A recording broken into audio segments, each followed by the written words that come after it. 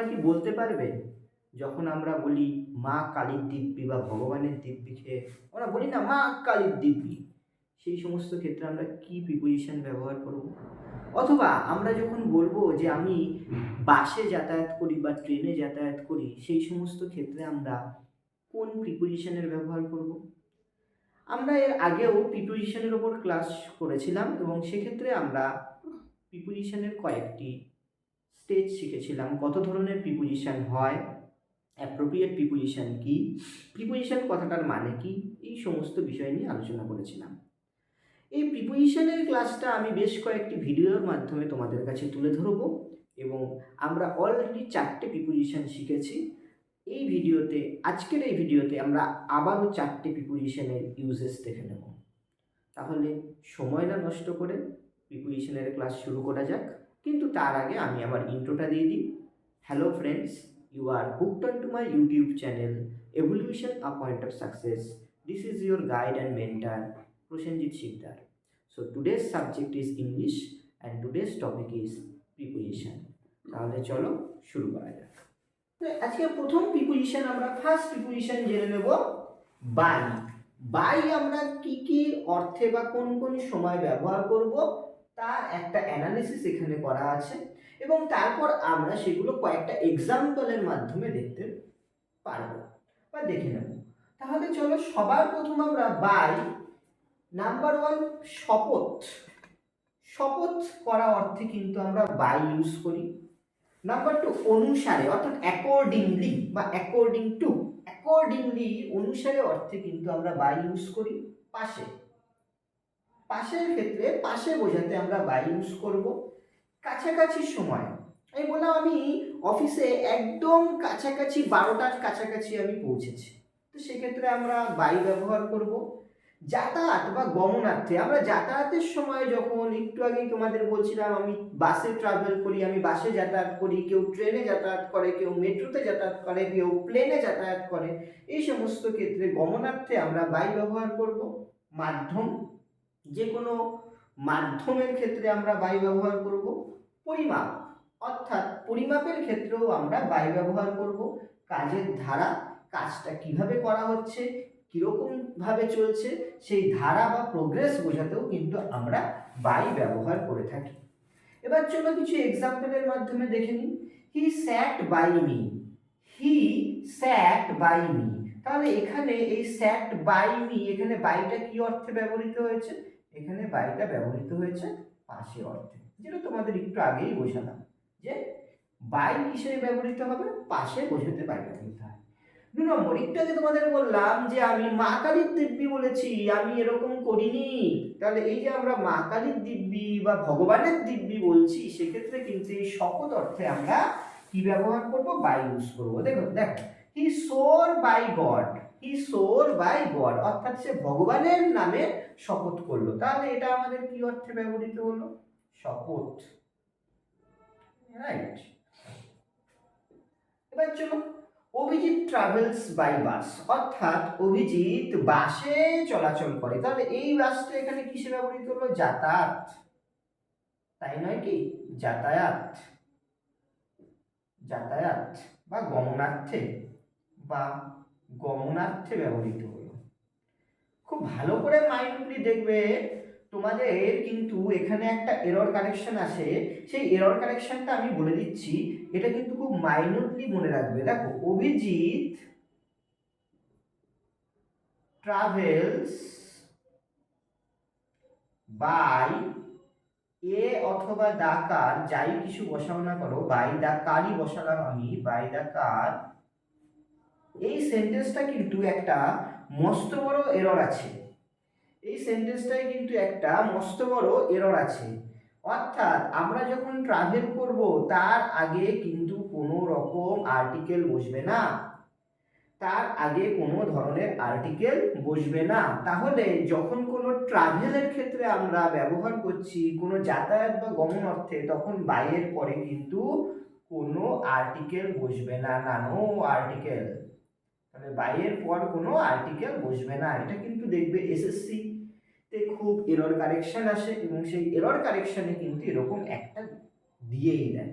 তাহলে আমরা যখন কোনো ট্রাভেল ব্যবহার করব বা যাতায়াতের অর্থে বা গমনার্থে ব্যবহার করব, তার আগে কোনো রকম আর্টিকেল ব্যবহার হবে না। তাহলে দেখো এখানে দিস সেন্টেন্স ইজ কারেক্ট। তাহলে অভিজিৎ ট্রাভেলস বাই কার অথবা অভিজিৎ ট্রাভেলস বাই বাস, এই সেন্টেন্সটা কারেক্ট। কিন্তু Abhijit travels by the car, by a car, এগুলো কিন্তু সমস্তটাই ইনকারেক্ট। এ কার বা দা কার, কারণ এখানে নো আর্টিকেল, কোনো ধরনের আর্টিকেল বসবে না। নেক্সট দেখো, বাই হচ্ছে আমরা কারো দ্বারা বোঝাতে ব্যবহৃত হয়, কারো দ্বারা। এটা তোমাদের একটা অ্যাড করে নাও, কিছু দ্বারা বা মাধ্যম, এই যেটা মাধ্যম বা দ্বারা, তাহলে মাধ্যম বা দ্বারা। দেখো a tiger was killed by Bumba, এই যে এখানে tiger was killed by Bumba, তাহলে এখানে এই বাই দ্বারা অর্থে, তাহলে এখানে কি ব্যবহৃত হলো, এখানে দ্বারা অর্থে ব্যবহৃত হলো আমাদের বাই। বুঝতে পারলাম? ঠিক একই রকম ভাবে যদি আমরা কোনো নন লিভিং বা অবজেক্ট দিয়ে ব্যবহার করি, সেই মাধ্যম হলে, নন লিভিং অবজেক্টের মাধ্যম হলে, তখন কিন্তু ইউজ হয়ে যাবে উইথ। ফর এক্সাম্পল, এই উদাহরণটাই যদি আমি এক্সটেন্ড করি, তাহলে দেখো আমি বলতে পারি যে tiger was killed by Bumba, তখন আমরা এখানে একটু ধরো অ্যাড করে দিলাম with a stick, with a stick, অর্থাৎ লাঠির দ্বারা। তাহলে এখানে যখন পার্সন হচ্ছে লিভিং হচ্ছে বা অ্যানিমেটেড হচ্ছে, তখন সেক্ষেত্রে আমরা বাই ব্যবহার করব। কিন্তু যখন নন লিভিং হচ্ছে বা ইনঅ্যানিমেটেড হচ্ছে, সেক্ষেত্রে আমরা কি ব্যবহার করছি, সেক্ষেত্রে আমরা উইথ ইউজ করছি। বোঝা গেল? তাহলে বাই রিলেটেড প্রিপোজিশন আমরা এইগুলো ব্যবহার করে থাকি। অথবা হি অ্যারাইভড, যেরকম একটা কাছাকাছি সময়, হি অ্যারাইভড বাই 10:30, রাইট? আমি বললাম he arrived, he arrived by 10:30 AM yesterday, তাহলে সে গতকাল পৌঁছেছিল সকাল 10:30টার কাছাকাছি। তাহলে এই যে বাইটা এখানে কি অর্থে ব্যবহৃত হলো, বাইটা এখানে কাছাকাছি সময়ে বা নিয়ারেস্ট টাইম বোঝাতে কিন্তু ব্যবহার করা হচ্ছে। তাহলে এখানে কাছাকাছি সময়,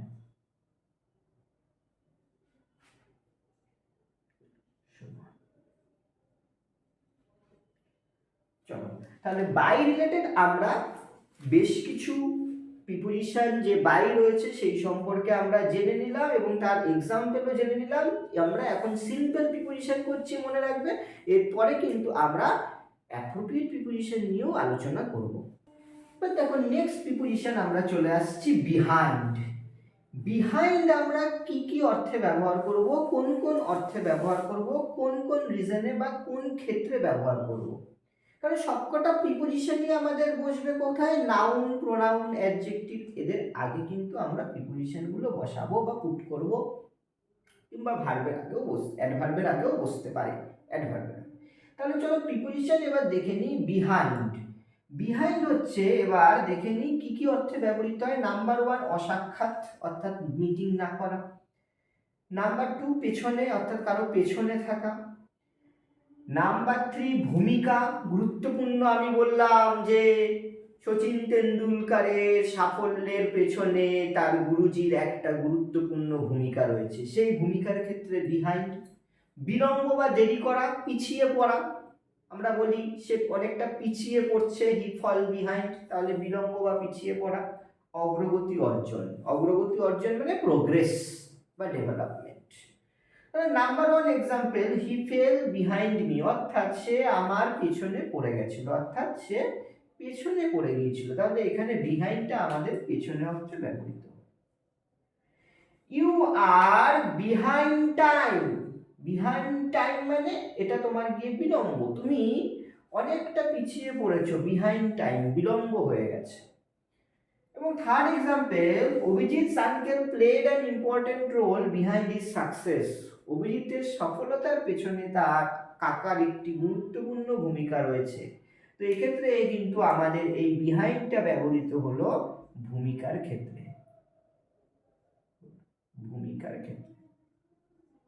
তাহলে আমরা দেখলাম যে বিহাইন্ড কটা রিজনে বা কি কি ক্ষেত্রে আমরা ব্যবহার করি, ভূমিকা, পেছনে, অসাক্ষাৎ, বিলম্ব, অগ্রগতি, অর্জন, এবং তার এক্সাম্পলও আমরা জেনে নিলাম। এবার চলো আমরা নেক্সট প্রিপোজিশনে চলে যাই। বিফোর। বিফোর আমরা চারটে রিজনে প্রধানত ব্যবহার করব। মনে রাখবে সবগুলোই কিন্তু আমরা সিম্পল প্রিপোজিশনের ইউজেজ শিখছি, এক্ষেত্রে আমরা কিন্তু অ্যাপ্রোপ্রিয়েট প্রিপোজিশন এখনো শুরু করিনি, তাহলে তোমাদের মাথায় যেন কোনো কনফিউশন না আসে। বিফোর, নাম্বার 1 সম্মুখে, নাম্বার 2 আগে, নাম্বার 3 চেয়ে থাকা, বলে না ওর দিকে চেয়ে আছে সেখানে চেয়ে, এবং নাম্বার 4 সময়। সবার ফার্স্ট যেটা আমরা দেখছি, হি স্টুড বিফোর মি। তাহলে হি স্টুড বিফোর মি মানে কি, সে আমার আগে দাঁড়িয়ে আছে বা আমার সামনে দাঁড়িয়ে আছে। তাহলে এখানে আগে এবং সামনে বা সম্মুখে বোথ আর অ্যাপ্লিকেবল। এবার দেখো prevention before cure. Prevention before cure, তাহলে প্রতিরোধ ভালো, প্রতিরোধ ভালো কিওরের চেয়ে, এখানে চেয়ে অর্থে ব্যবহৃত হচ্ছে।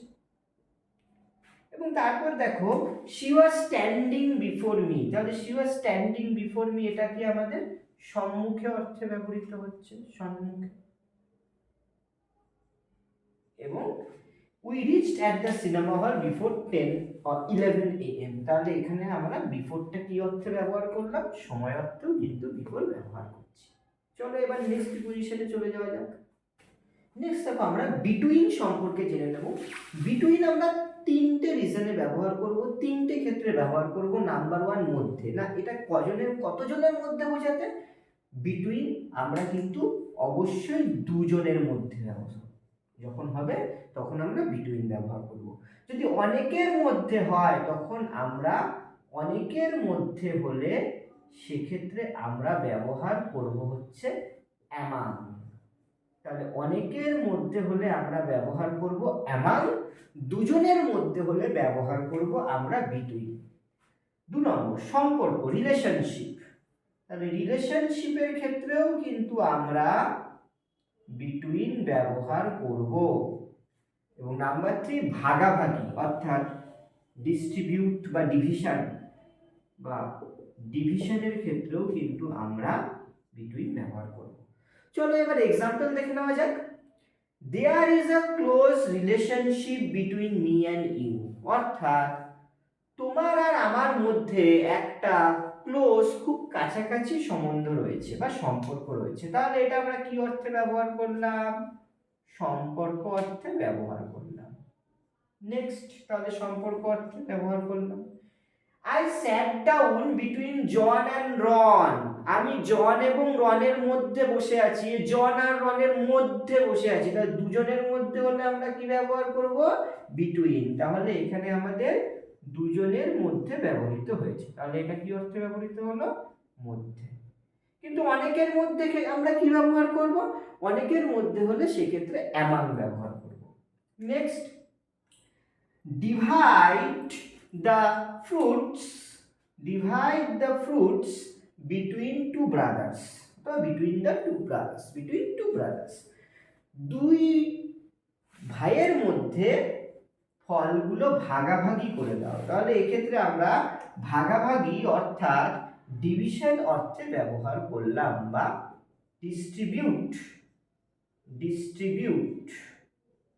ডিস্ট্রিবিউটের ক্ষেত্রে, অর্থাৎ এখানে ডিভিশন হওয়ার আমরা বলতে পারি ডিস্ট্রিবিউট। তাহলে ডিস্ট্রিবিউটের ক্ষেত্রে, ডিস্ট্রিবিউশনের ক্ষেত্রে বা ডিস্ট্রিবিউশনের ক্ষেত্রে, ভাগাভাগির ক্ষেত্রে কিন্তু আমরা বিটুইন ব্যবহার করি। তাহলে আজকের এই ভিডিওতে আমরা আবারও 4টে প্রিপোজিশন দেখে নিলাম, এবং এরপরে আমি আরও তোমাদের এই প্রিপোজিশনের ক্লাসগুলো পরপর পার্ট ওয়াইজ নিয়ে আসবো। With that, this is Prosenjit Sikdar signing out from Evolution, a Point of Success. Till we meet next, keep studying, keep watching, and keep sharing. Don't forget to subscribe, like, and comment. Bye. Take care.